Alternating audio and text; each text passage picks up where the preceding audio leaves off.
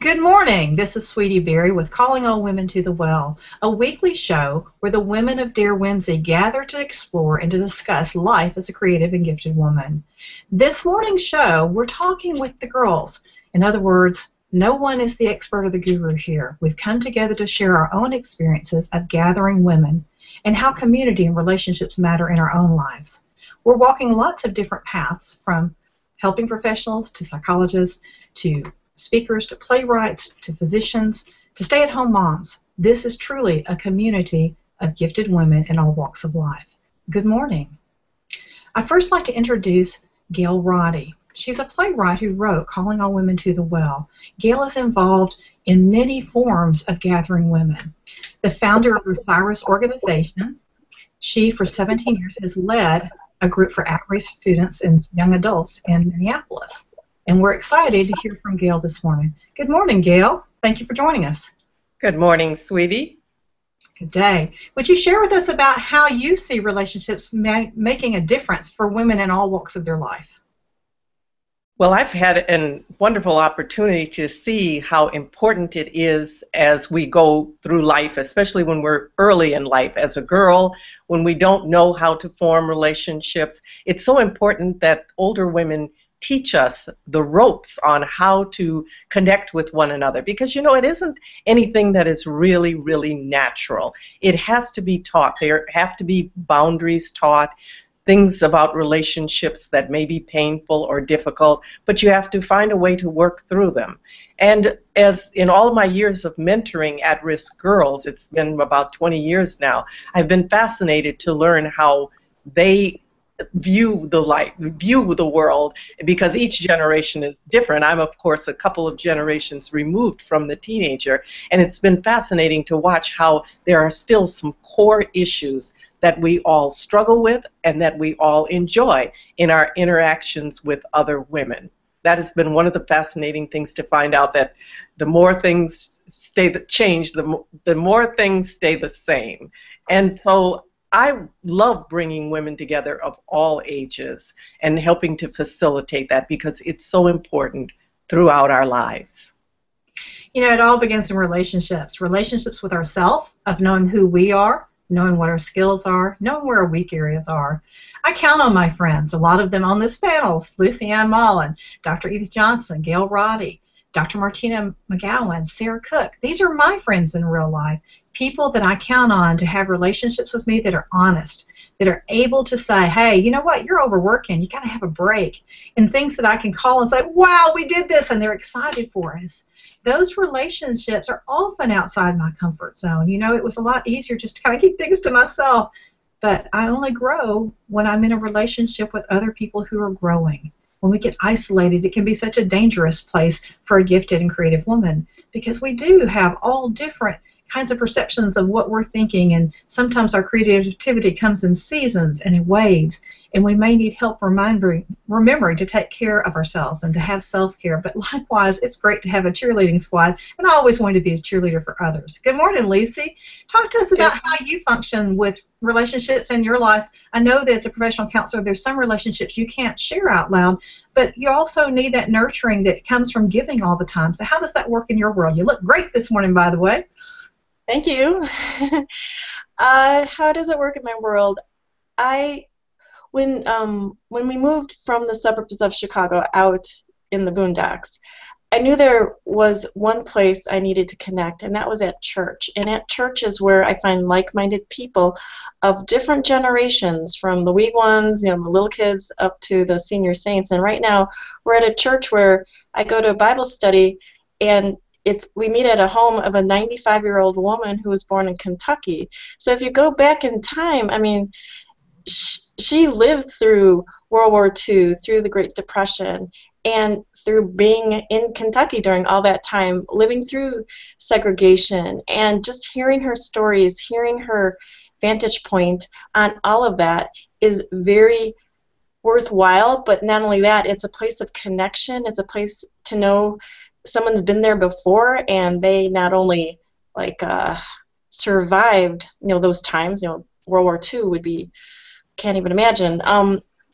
That also, it's a time where she grew, and it it helps my heart knowing that if Dorothy, can grow in those times and share all that she has learned, that I also am growing and I also can share, whether it's with my counselees or just other people in my life. I have a place where I can share that love with others. Love that. Gail, speak to that, because I know that that is the whole heart of where you come from in your work with women of all ages.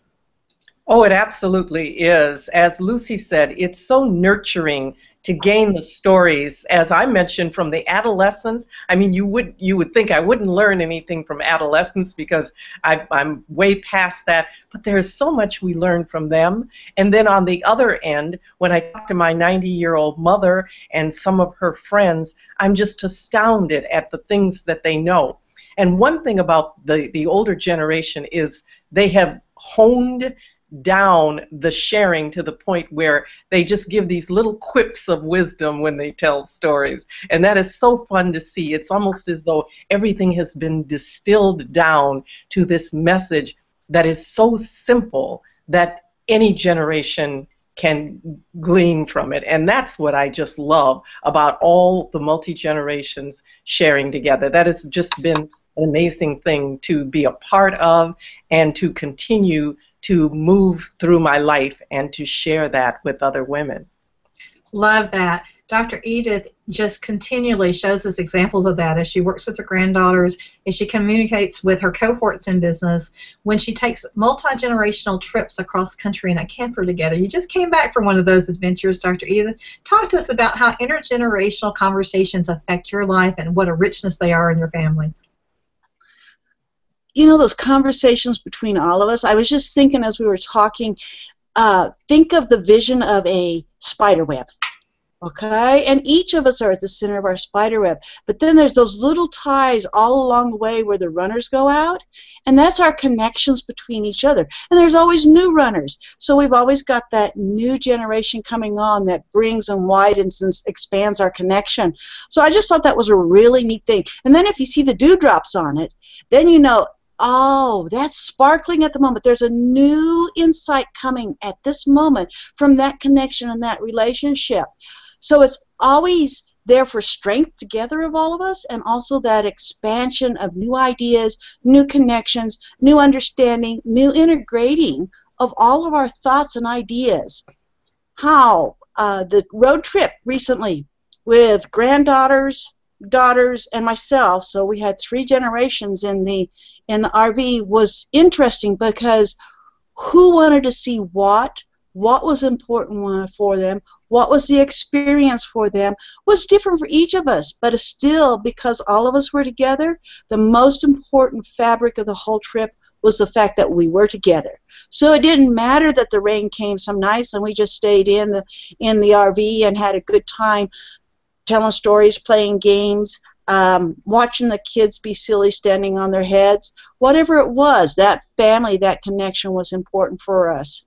The time for even the sons, the husbands to be there, in this case it was my sons, that was good to include them, but it was really, really important with the fact, too, that we had the 3 generations of women there, and to be able to look at different ways to bring family together from the feminine perspective and bring in that strength of how the women bring families together and the importance of connection and being able to care for both ends of the spectrum, our elders and our children.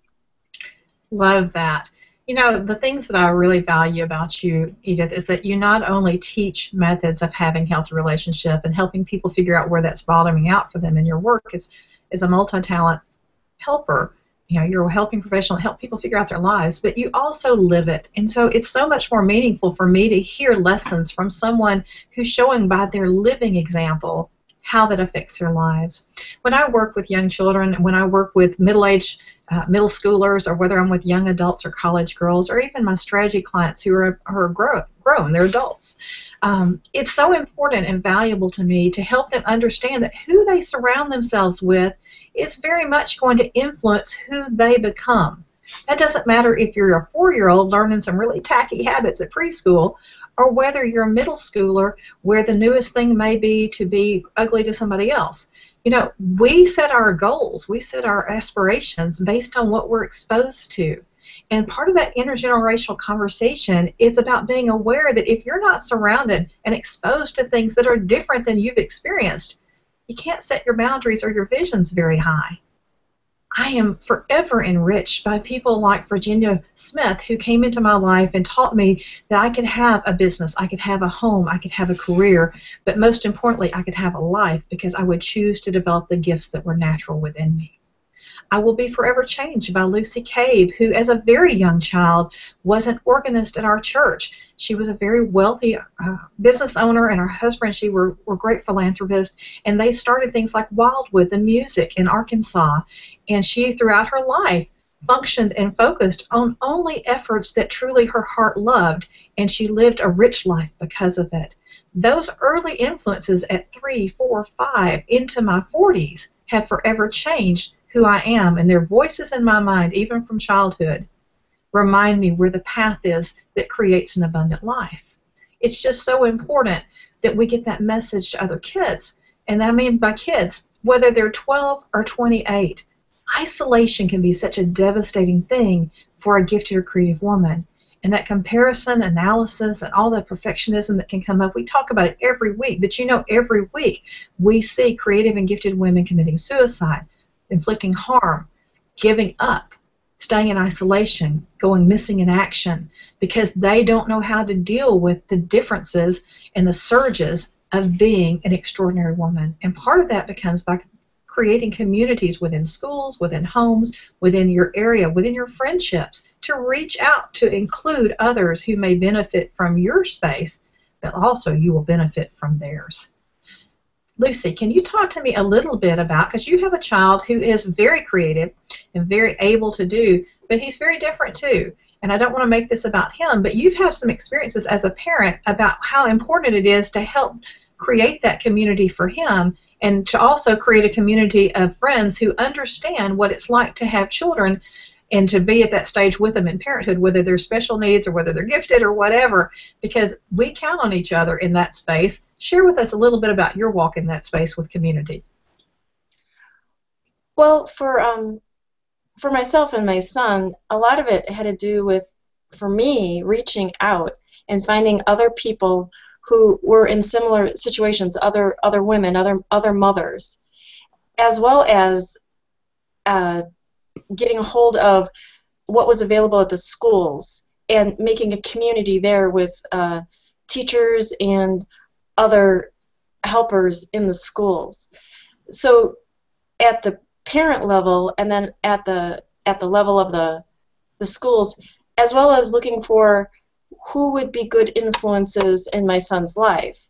And that would be true of any parent and any kid. I mean, there's so many different people out there, but who are the people who would speak into my son's life, whether that is a neighbor kid, someone at school, someone from church, just being aware and being vigilant, but not being over the top vigilant, you know, not like trying to squash him like a bug, but being very aware, and then using the different communities to not only help him, but, you know, frankly, to help me. Well, that's it. You know, one of the things that I just appreciate so much is that we do have each other. You know, I started Dare Whimsy to start gathering community of women because I went to schools all over the United States in the last 2 decades, and I heard women and teachers and parents and girls saying, where is our place? Where can we talk about what it is to be a gifted girl? You know, public schools no longer really support the gifted programs nationally. Some schools are better than others, but there's just a kind of attitude that says you've got the ability, so you don't have to have extra help. Well, you know what? It would also rank true that giftedness is a disability, because it is a quadrant off of what other guys experience. That means we've got to learn new tools, and we've got to learn new understandings of who we are so that we can function in a way that's healthy and safe. And sometimes that's not taught at schools, and often it's not taught in homes. So to have a place that says, oh, you too? You really are cyclic in what you do and your creativity? Wow, you feel like you're alone and maybe nobody gets this? Those are conversations that we have as Dare Whimsy women, the Women of Dare Whimsy, but we have them with school children, we have them with seasoned professionals, I have them with startup experts, but the important thing is we have them. I always laugh about Brene Brown, who wrote such wonderful books and has continued to write such wonderful books, but she has studied shame to the nth level, thousands and thousands of case histories that she took herself, and yet her personal response to shaming was, what? You too? It didn't just happen to me? You see, even when we have all the proof around us, even when we ourselves have done the research that shows that whatever's happening to us or happened through us or to around us is true for other people, we still tend to think that we're the only one that deals with it or has it dealt with us. And so I think those conversations at the well, whether it's the 90th birthday party for Gail's mom or whether it was us gathering in a very snowy day in Arkansas, that time of companionship and community really matters. We're so enhanced today that we're able to pick up the Skype or pick up the Hangout and talk across the nation, across the world to whoever, and to have that community response when you're needing that quick step of, does this sound right to you? Am I seeing this wrong? Could this be done more eloquently than what I'm doing? Because I really don't want to be crass to someone, but this is bugging me. Talk to me about how that's made a difference in your life, Gail, because you've really come online and you've really created your own community, and I'm excited to tell in August what's happening in your world. But you've done a simple thing. You started a Monday morning message, and I'd love to hear about that a little bit. Don't want to give away everything because you've got a whole lot of things to share on that. But tell us why you started that Monday video and what it meant to you. Well, sweetie, before I actually named it to your Monday hug, I had been doing it for several weeks, just sending out a little 30-second video Monday morning because I felt it was so important for me to have that kind of rah-rah, get the week started. Nothing huge, nothing about you're going to go out and conquer the world today and your bank account is going to be filled with $5,000 today. It was simply, I know you've made it this far. Today is Monday. It's a new week. And you're going to just go through this week and you're going to live your life. You're going to probably have some challenges, but I know you're going to have some joys because that's the way all our lives are. It doesn't matter where we come from, what our experiences are. There are going to be positive experiences. So I just wanted to just send out that little 30, 40-second thing for people to just kind of grab on and say, yes, she's right. I don't expect that I'm going to make $5,000 today. Maybe I will, but if I don't, I'm going to be okay. I'm going to be just fine. This is my life. And so now I decided, okay, I'll just make it just a little more concrete by actually calling it your Monday hug, because who doesn't want a hug, whether it's Monday, Tuesday, Wednesday, or Thursday? Well, I know the way I think that I get a lot of Monday morning hugs from you, but I love your video and your voice, and I'm going to encourage you every day to take your morning hug or whatever other name you come up with, because I know that you've got several things in store that I can't spill the beans on yet, but it's very exciting. It doesn't matter whether you're a young child or a teenager or an adult. We all need encouragement, and you are an ambassador of encouragement to girls. I love the fact that when they come to Calling All Women to the Well, that you celebrate every single age, size, color, nationality, culture, and they are celebrated in the thing that they all share, and that is relationships. It's a beautiful, beautiful passage, and it's a pretty thing for me personally to watch and see what happens. Dr. Edith, talk to us about when you're talking about multi-talents, and that's one of the things that we discuss a lot on the Gifted Women, because so many of us have various types of talents and gifts, and we have so many opportunities and so many directions. How does community allow us time to have those opportunities, as well as how does it encourage us to take time for those opportunities? Because I know for me personally, I have a paint class that I go to once a month. I'm not really a painter. I'm not really good at that.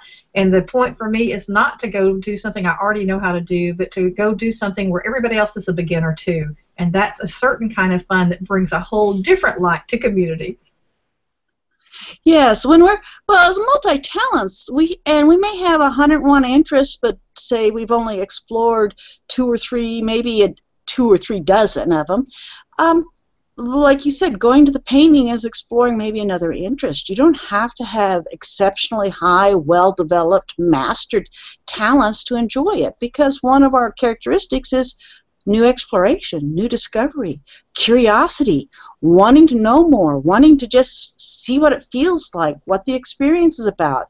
And so having communities to be able to do that, because sometimes, I think we've all talked about this morning, is that it could be a little scary to try something new and different, a little scary because we're not perfect with it already yet yesterday. And so to have a community of being able to go out and try new things and discover things. I ran the river a few years ago with a women's group. I'd been in a ducky once and been on a raft a couple times on the river, but this time we were going out for a full week. And I didn't know these women, but several of them did it as an annual trip. It was kind of something that they celebrated each year. But talk about a good, fun time, bringing you in, letting you do it, running the rapids, and running. And the women, I was like almost one of the babies of the group, and I was fairly mature at the time. And so those kinds of explorations, those coming together, and being able to learn, the support they got from it, the encouragement I got from it, the fact that, you know what, I didn't swim in the river, so that was a major accomplishment for me. Did I run the rapids as well as all of everybody else? No, but I didn't dump the boat, so that's okay. And I think that community for us to come together and explore those things gives us the ability to learn how to learn, to be able to get over the fear of not being perfect in everything, and at the same time have that strength and that joy and those moments of saying, hey, there's others like me, there's others that have interests at different levels, and we can do this together and have fun. Love that. I think it's so important. I'd love to popcorn us a little bit. There are only 4 of us here right now, and that's about the perfect age for us to each call on each other. So I'll begin about why friendships matter to me and what's my most favorite way to gather friends. And for me personally, my most favorite way is to gather them around my dinner table, whether that's locally in a hotel or on the road, to just bring them together and to have laughter and mirth while we prepare food together, while we prepare meals together, particularly desserts afterwards. That's really fun to see people get ooey gooey and all the fun things that happen when we cook together. But just to gather us in the kitchen. Something about the kitchen for me just makes it a whole lot deeper, whether I'm working with business people or whether I'm working with close personal friends. There's just a camaraderie that happens, and things that come out in the kitchen while we're cooking together tend to just be so much more transparent, and we learn a lot about who each other are. So that's my favorite way to gather people. Lucy, what's your favorite way? I'm coming to your house to eat. My favorite way of gathering people, that's a tough one. I'd have to pick 2. One is online. I meet so many very neat people online, and I get to know them. I might read their blogs. I might message them. We might end up making phone calls. We might even meet each other, depending where we live. That's one way, but that's like getting in through the internet door. And the other way would be sometimes gathering a friend and going for a walk. And together we're going for a walk, we're getting exercise, we're out in the sun, like today's a sunny day, finally, yay. And just enjoying each other's company. I'm one of those people, I'm not like a person in a big group. I'm more of an introvert. I'm more of a one-on-one or in a small group type person. So going for a walk is a great way to get to know somebody. It absolutely is. Who will you popcorn to? And you guys just call the next person after you. Okay, Gail, go for it. Thanks, Lucy. You know, I think relationships are so important for me because I have that gifted girl thing where I'm basically an introvert and I can get too isolated. I do truly enjoy my own company, my own thoughts, but of course the downside of that is I can become too isolated and cut people off because I'm reveling in all my introversion. So for me it's good to have connections and to get out of the house. So since that is such a thing in this culture, to get out and have it involve food, then I would say that's would be my biggest thing, to grab a few girlfriends and we go to a restaurant and we have some good, healthy food, of course, and we just share and talk. Or it can be over coffee in the morning. It doesn't have to be specifically food, but I really do need to get out of the house and do this, and so then that keeps me from getting too much into that isolation. Edith, I know you have something fabulous to tell us. Oh, well, two things right quick. Like, one, I thoroughly enjoyed the virtual world and getting on Twitter chats. It's just amazing how you can chat with people from all over the world, and so much goes on so rapidly. It really does keep you focused and stimulated. Two, I like to throw birthday parties, but I like to throw them for myself. And it's a celebration. And it's a matter of, then everybody gets to come. It's potluck. We all get to come. I have silly games. I have, even whether it was my 50th, my 60th, we are blowing airplanes. We are having piñatas. We are having DJs or whatever. But it's just that way, and it's intergenerational. So everybody comes because it's just a good reason to celebrate life. I love that. And I love the fact that you love to throw birthday parties. You know, one of our Women of Dare Whimsy, who is not with us currently, is Kristen Smith, and she is the absolute best at throwing parties. She came down during my 50th birthday party and just made it an event with very little notice. Some people just have the gift of that hospitality, and they bring it to whatever party they are. I'm so sorry that Miss Bobby is not here with us today as well. She is recovering from bronchitis, but she is party central, and she has such a gift at coming to wherever a crowd is and bringing them together through all kinds of things. In her university college classes, she does great in-depth connecting exercises to get people to connect to each other in her college classes. When she's a children's minister, I've seen her take crowds of 300 kids that were all over the place with very few adults and suddenly get them all moving together and grooving through dance and drumming. It's so fun to watch how different people gather people in communities, whether they're very personal communities like Gail and I having lunch, or whether it's a close-knit community like the Dare Whimsy women who gather together virtually and in person at times, or whether it's the community of like voices. You know, we all work with groups and communities that are like voices, where we're all for children being protected, or we're all for, you know, opportunities for the ceiling to be raised on women's incomes. There's just all levels of community that can be very beneficial for all of us. I'd love to popcorn one more time very quickly because we only have about 2 minutes to do it. And I'd like you to do a shout out. Don't name the name, but a shout out to a friend and what they've meant to you. It could be something as easy as, I want to talk to my teacher who taught me that I can do something. But don't even really have to name the name. You're welcome to. I'm going to.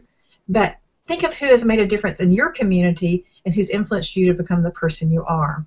I'll start with mine. One of my community was named Beverly Watkins, and she's very much alive in Arkansas, but she was a Renaissance woman. She led our Girl Scout troop. She not only took us across country in a van as a trip, but she showed us that you can change careers in the middle of your life and create a new life that's different and very meaningful. Bev Watkins made a huge difference in my childhood, and she is just a permanent part of what my heart is today. Lucy. The person I think of her name is Vivian Wright, and she's pushing 100. I met her a few years ago, and the reason why she's important to me is because she is such an encouragement. And while I was going through stuff, just a variety of different stuff, a lot of transitions, she was an anchor, her voice in my life, the way she spoke. And it was like I forgot who mentioned it, I think it may have been Gail, that the older folks sometimes they can just say that little thing and it's like, aha, totally. And so I really appreciate Vivian for that. Edith. Oh, I'm gonna shout out to Deb Prather, and she's a peer, and it's the fact that over the last probably decade we have been a support system for exploring and expanding and growing ourselves in various relationships and in career. And just her support, her persistence, we've had pity parties, we've had celebration parties, we've had push it to the wood parties, whatever it was, and it's just that kind of connectedness through whatever our experiences was, being the support for each other. Fantastic. Hey, Gail? I would have to say my 90-year-old mom, Helen, and I hope one day I can get her on the Dare Whimsy show. I know she would love that. But she's taught me throughout my life to be gentle with others, because you never know what other people are going through. You have to always assume that even if they are mean, that you have to be gentle with them, because people always have a backstory. I've never forgotten that, and she's told me that since I was a child, and now that she's still telling me that as a 90-year-old, it just fits as it did when I was 10. So, Mom, shout out to you.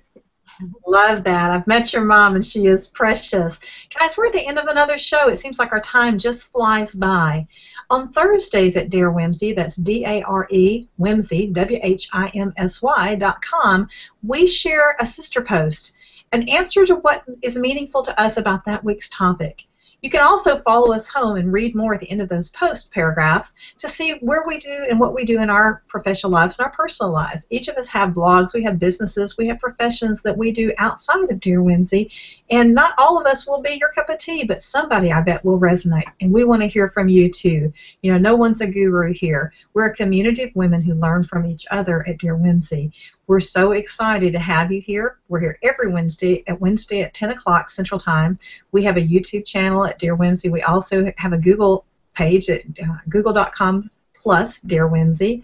You'll look for us on Dare Whimsy at Facebook as well. So we hope that you'll join us. If you see articles on gifted kids, if you see articles about women gathering, if you have interesting conversations you'd like to share with us as a professional or as a writer or as a person, we'd like to hear from you. We look forward to seeing you next week at Dare Whimsy. Between us girls, this has been Sweetie Berry. Thanks for joining us.